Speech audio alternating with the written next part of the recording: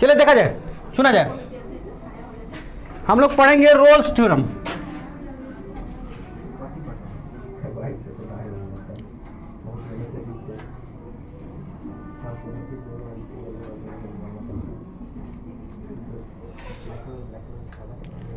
Roles महोदय ने क्या कहा?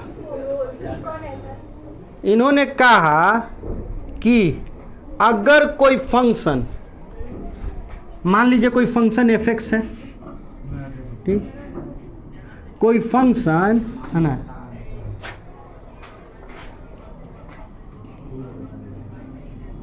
if a function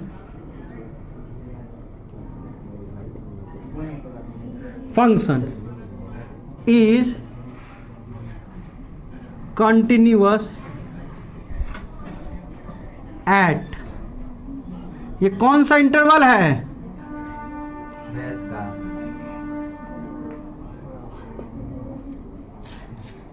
continuous at close interval a to b, close interval a to b।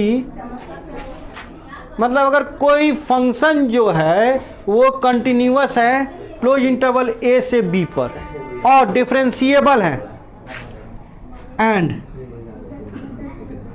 Differentiable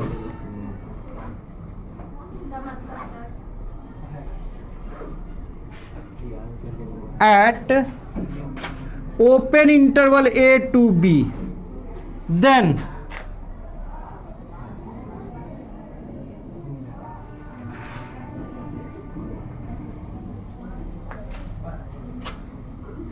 there must be a point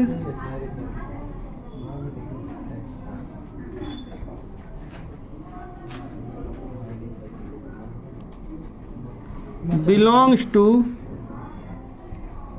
a point C belongs to A to B such that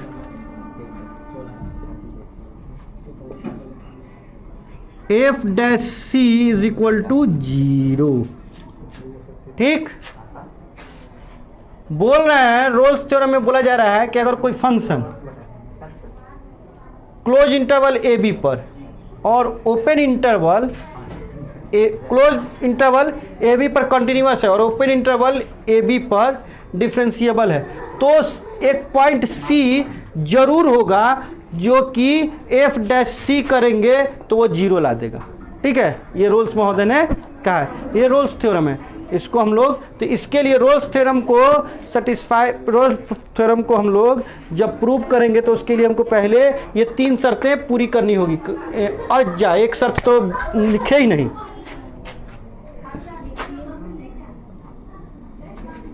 and f of a is equal to f of b हो तब, ये 3 शर्त। एक शर्त continuous होना चाहिए close interval a b पर, दूसरी शर्त डिफरेंशिएबल होना चाहिए ओपन इंटरवल ए बी पर, और तीसरी शर्त ये है कि f of a is equal to f of b होना चाहिए। तब रोल्स थ्योरम बोलते हैं, रोल महोदय बोलते हैं कि एक सी जरूर होगा, इनके बीच में ए और बी के बीच में एक सी जरूर होगा जहां पर कि f dash C is equal to 0 हो जाएगा। ठीक है, मतलब उसका जो स्लोप होगा वो बिल्कुल पैरेलल हो जाएगा एक्स एक्सिस के, चाहे हाँ एक्स एक्सिस के पैरेलल हो जाएगा। ठीक, इतना पहले नोट कीजिए तो हम लोग फिर आगे बात करते हैं। तो रोल्स महोदय ने कहा कि अगर फंक्शन जो है क्लोज इंटरवल ए बी पर कंटिन्यूअस हो जाए, ओपन इंटरवल ए बी पर डिफरेंशिएबल हो जाए, तथा f of a is equal to f of b हो जाए, है ना, f of a is equal to f of b हो जाए, तो ये जो एक सी हमको मिल जाएगा जिसमें कि f dash C is equal to 0 हो जाएगा। लेकिन अब उन्होंने ये नहीं बताया कि अगर F of a is equal बराबर नहीं हो बी के तब एफ ऑफ बी के, तो इसके लिए एक मीन वैल्यू थ्योरम आया। क्या आया? Mean value theorem. तो इसको मिटाइए, अब मीन वैल्यू लिख दीजिए।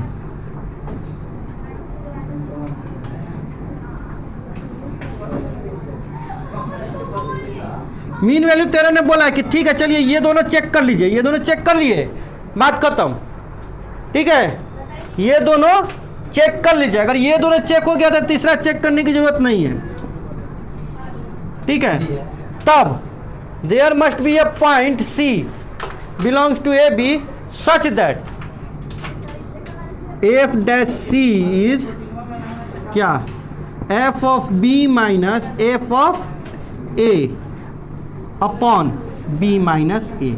ऐसा एक पॉइंट मिलेगा आपको। कैसा एक पॉइंट मिलेगा कि f of b function b पर उस फंक्शन की वैल्यू और ए पर उस फंक्शन की वैल्यू, उन दोनों को घटा दीजिए और बी और ए को घटा दीजिए और भाग लगा दीजिए, तो जो पॉइंट आएगा वो जरूर इन दोनों के बीच में कहीं ना कहीं होगा। इन दोनों के बीच में कहीं ना कहीं होगा। ये बोला किन्होंने? मीन वैल्यू थ्योरम में बोला गया। जबकि रोल्स महोदय ने कहा था कि जब बराबर होगा तो देख लीजिएगा तो 0 के बराबर हो जाएगा। इसी पर हम एक्सरसाइज 5.8 बनाना चालू करेंगे। ये तो अभी हमने देखा था कि थ्योरम होता क्या है। तो शुरू किया जाए, कल शुरू किया जाए, आज मन नहीं है तो चलिए कल शुरू किया जाएगा। ठीक, चलिए इसको नोट कर लीजिए। Class 12 math exercise 5.8 question number 1, verify Rolle's theorem. F x equal to x square plus 2x minus 8, x belong कर रहा है किससे? -4 से 2 के बीच में कहीं ना कहीं एफ एक्स है। ठीक, मतलब a हमारी वैल्यू a क्या है? ये a हो गया और ये b हो गया। क्या बात है कि पहले क्या चेक कर लीजिए? पहले चेक कर लीजिए कि ये कॉन्टिन्यूअस है कि नहीं और डिफरेंशिएबल है कि नहीं। तो चूंकि f x is equal to since f(x) is a polynomial function,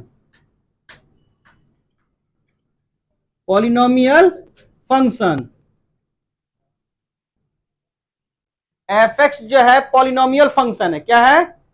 polynomial function है। हेंस इसलिए f(x) क्या है? कॉन्टिन्यूअस भी है।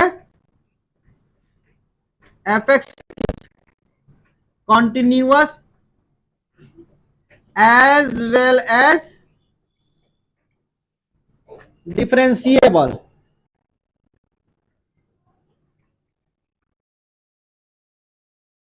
तो कॉन्टिन्यूअस भी हो गया, डिफरेंशिएबल भी हो गया, तो दो चीज तो हो गया। एक तीसरा चीज क्या खोजने के लिए बोला था उसने? रोल्स महोदय ने तीसरा क्या चीज बोला था कि तीसरा चीज और हो जाए तो हमारा थ्योरम काम करेगा। F of a is equal to f of b. तो एफ ऑफ ए निकाला जाए, f of -4। F of a मतलब एफ ऑफ -4 देखा जाए, -4 का स्क्वायर अब +2 इंटू -4 अब -8 देख लिया जाए कितना आएगा। 4 चौके 16 हो जाएगा, 4 दूनी 8, -8 हो जाएगा। यहाँ पे -8 हो गया, 0 हो गया है। एफ ऑफ बी यानी कि 2 देख लिया जाए, 2 का स्क्वायर +2 इंटू 2 -8, तो 2 दूनी 4 हो जाएगा, जोड़ 4 हो जाएगा, घटाओ 8, 4 4 8 और घटाओ 8 तो 0 हो जाएगा। तो f of -4 is equal to f of 2। ठीक, ये भी हो गया ना। तो अब जब ये तीनों क्राइटेरिया को इसने पूरा कर दिया तो यहां पे रोल्स थ्योरम अप्लाइड हो जाएगा।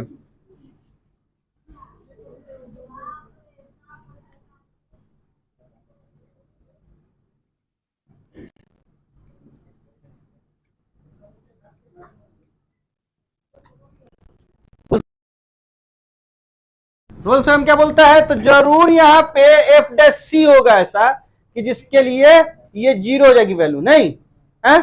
तो एफ ऑफ एक्स पहले निकालिएगा ना, एफ डैश एक्स मतलब डिफ्रेंशिएट करना है इसको, इसको डिफ्रेंशिएट कीजिए तो 2x प्लस 2, ठीक है? और अब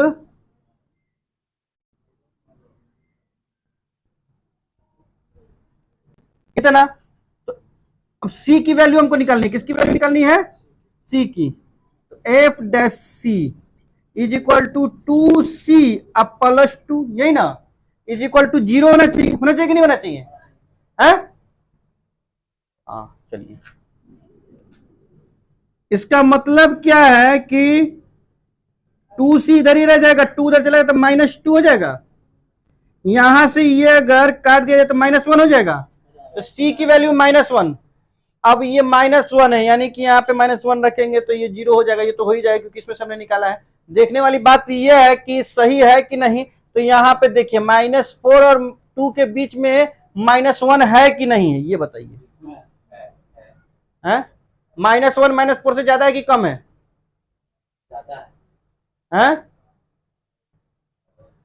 ज्यादा है, -1 और 2 से, हाँ सही बात है, तो इसलिए बीच में हो गया, क्योंकि इधर ज्यादा हो गया एक तरफ कम हो गया, किधर ज्यादा हो गया, राइट साइड में कि लेफ्ट साइड में, राइट साइड में ज्यादा हो गया, लेफ्ट साइड में कम हो गया, कम से ज्यादा की ओर चलेंगे, तो ये -4 और 2 के बीच में है, तो यही हो गया, ठीक, रोल्स थ्योरम है, ठीक है, बस इतनी सी तो बात है, कितना आसान है, हम कहते ना कि आसान है? चलिए इसको नोट कीजिए, क्वेश्चन नंबर 2 का पहला भाग बोल रहा है कि 2 वाले प्रश्न में बोल रहा है, क्वेश्चन नंबर 2 में यहां पे लिखा जाएगा, है ना, बाद में, ठीक है, कि बताइए कि आप लोग तो किताब में देख रहे हैं ना, किताब वाले के लिए तो लिखा हुआ था, किताब में देख लीजिए, जो नहीं देख पा रहा है उसके लिए यहाँ पे लिखा जाएगा भकाभक, देखिए बोल रहा है कि बताइए नीचे लिखे हुए क्वेश्चनों में से किसमें रोल्स थ्योरम अप्लाई होगा, अगर रोल्स थ्योरम किसमें अप्लाई होगा उसके कन्वर्स के बारे में आप क्या कह सकते हैं, ठीक, तो अब देखिए यहां पे since fx is a greatest integer function, hence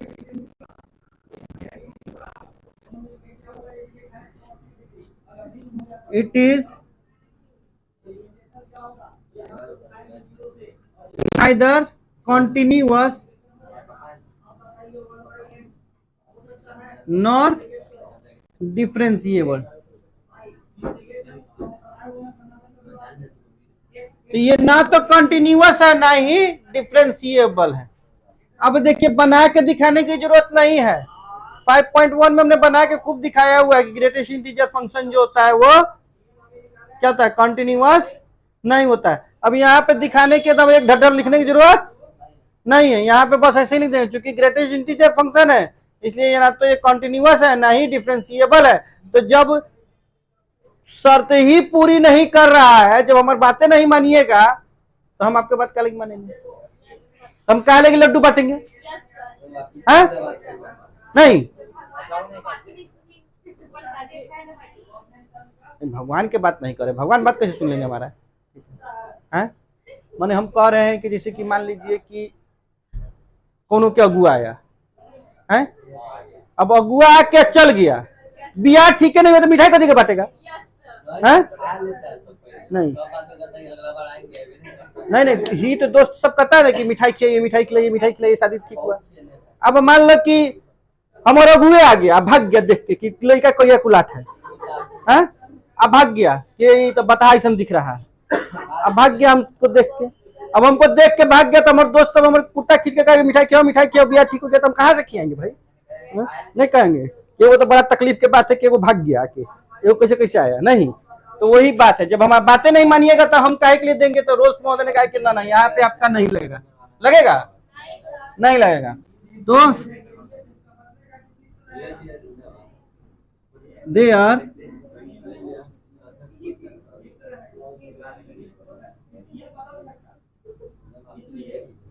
does not क्या roles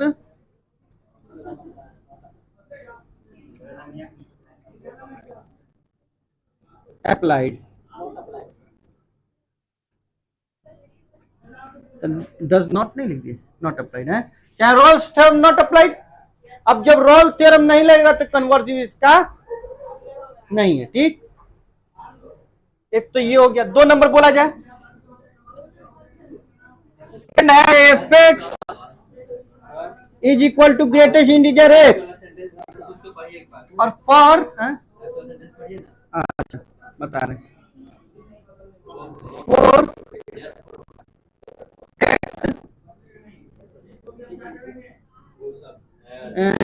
x belongs to -2 to 2। इससे मतलब नहीं, सेंटेंस से मतलब ग्रामर थोड़ा पढ़ा रहे हैं कि वो सेंटेंस मतलब हमने कह दिया कि अप्लाई नहीं होगा, ठीक है। देखिए फॉर एक्स बिलोंग्स टू -2 से 2, अब देखिए तो it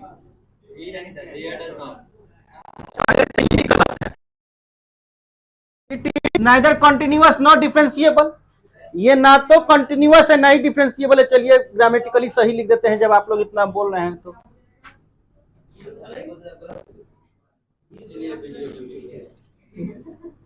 Hence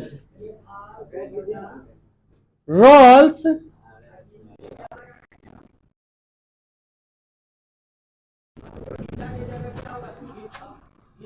could not applied here, ठीक। चलिए ग्रेटेस्ट इंटीजर फंक्शन है ये, है? तो जब ग्रेटेस्ट इंटीजर फंक्शन है तब बार बार को बताए, यही लिख दीजिएगा कि नहीं लिख दीजिएगा, है? हाँ सेम करिए चाहे बैगन करिए, जो भी करना है यही करिए, ठीक है। चलिए अगला बोलिए 3 नंबर, f x is equal to x square -1 for x belongs to 1 2, यही ना देखा जाए यहाँ पे। अब ये क्या पॉलिनोमियल फंक्शन है, ठीक है, since F x is a polynomial function,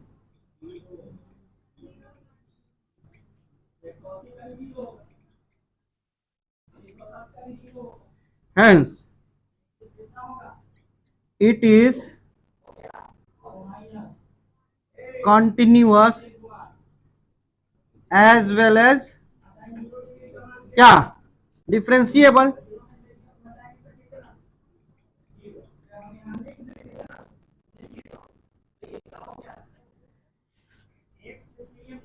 सो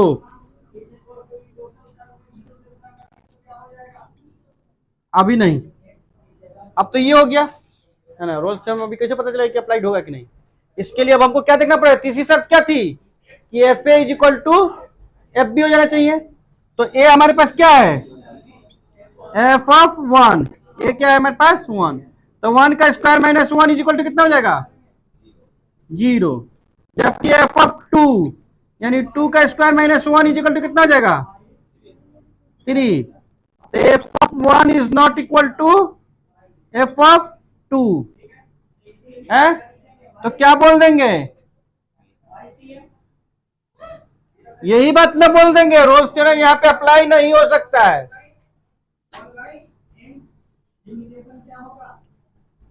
लिखेंगे since the function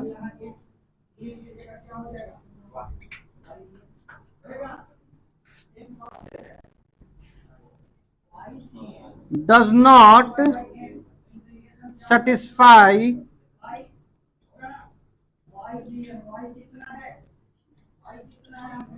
all the conditions of Rolle's theorem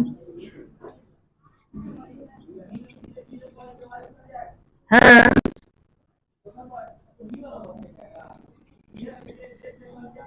Rolle's theorem could not be applied here, क्योंकि ये तीनों जो कंडीशन उसको फुलफिल नहीं कर रहा है, नहीं कर रहा है, सेटिस्फाई नहीं कर रहा है या फुलफिल नहीं कर रहा है, पूरा नहीं कर रहा है कंडीशन को, तो कैसे लगेगा? रोल थ्योरम लगेगा? नहीं लगेगा। तो बात ही खत्म है। तीन को था कि और है? 4 को है, खत्म है। तो ये क्वेश्चन नंबर 2 है, इसको नोट करना चाहते हैं तो नोट कीजिए, ठीक है। देखिए अगला क्वेश्चन बोल रहा है, question number 3, if function -5 to 5 to r is a differentiable function and if f dash x doesn't vanish anywhere then prove that f of -5 is not equal to f of 5।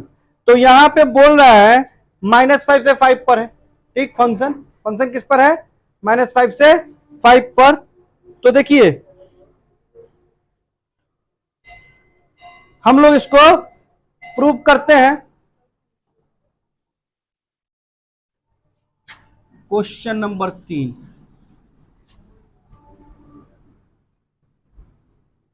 it is given that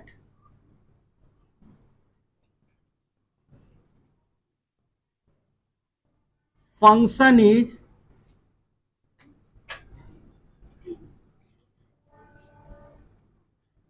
continuous and differentiable।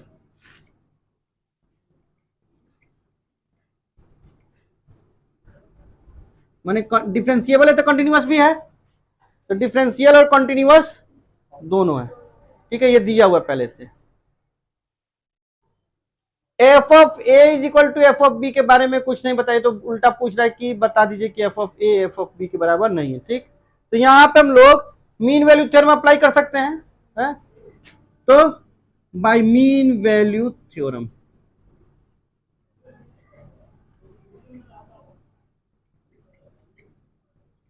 Mean value theorem क्या बोलता है? F dash x is equal to, तो यहां पे सी हो जाएगा, x ही लिखिए, ठीक। एफ डैश सी होता है ना मीन वैल्यू थ्योरम में, बोलता है ठीक क्या? एफ ऑफ बी यानी कि क्या? -5 से 5 पर है ना, -5 से 5 पर है, तो 5 हमारा एफ ऑफ बी हो गया, जो भी निकालेंगे तो बी हमारा तो 5 हो गया, माइनस एफ ऑफ -5 और 5 minus -5 is not equal to 0, क्योंकि वैनिश नहीं होता, यानी कि 0 के बराबर नहीं, कभी भी 0 नहीं आएगा। This implies that f of 5 minus f of -5 upon 5 minus plus 5 is not equal to 0. This means f of 5 minus f of -5 upon 10 is not equal to 0. This means f of 5 minus f of -5 is not equal to 0, क्योंकि इससे गुणा हो गया, ठीक। या फिर दोनों तरफ 10 से गुणा करने पर, ये भी होता है ना, है? इनइक्वालिटी में पढ़े हम लोग ने। देखिए अब क्या हो जाएगा, दिस मीन्स एफ ऑफ 5 ये उधर चला जाएगा, तो is not equal to f of -5। ये ना दिखाना था, सो दैट है कि प्रूव दैट, प्रूव्ड, ठीक।